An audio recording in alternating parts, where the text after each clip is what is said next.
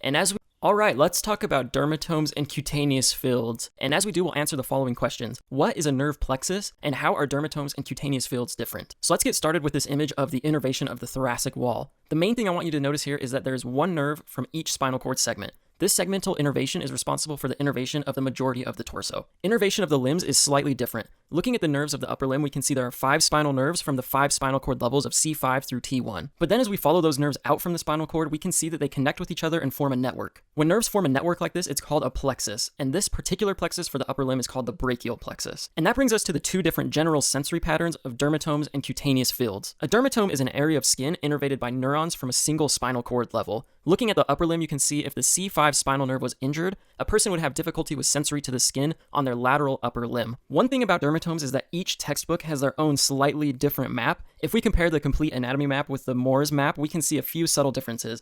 There are areas where most maps agree, and those are typically the areas that are clinically tested. The areas for clinical testing are the ones you should be familiar with for this course. So how then do cutaneous fields differ from dermatomes? Cutaneous fields are areas of skin innervated by a peripheral nerve composed of neurons from multiple spinal cord levels, and this is the result of a nerve plexus. Maps for cutaneous fields are much more consistent across textbooks than are the dermatomal maps. And as we compare a dermatome map with a cutaneous field map, we can see how they differ. The lateral brachium makes up the C5 dermatome. Those fibers for the C5 level come from the lateral brachium via peripheral nerves from the brachial plexus. And the names of those nerves can be seen in the cutaneous fields map, like the superior lateral brachial cutaneous nerve and the inferior lateral brachial cutaneous nerve. As a clinician, knowing dermatomes and cutaneous fields can help you identify whether a spinal nerve or a peripheral nerve is injured. Then similar to dermatomes, there are also myotomes. Myotomes are muscles innervated by a single spinal cord level, and this figure from Moore shows some of the upper limb myotomes. For example, the C5 myotome innervates the upper limb muscles that abduct and laterally rotate the glenohumeral joint, as well as muscles that flex the elbow. Those C5 fibers get to those muscles via multiple peripheral nerves from the brachial plexus. So if a patient has difficulty flexing their elbow, but they can still abduct and laterally rotate their glenohumeral joint,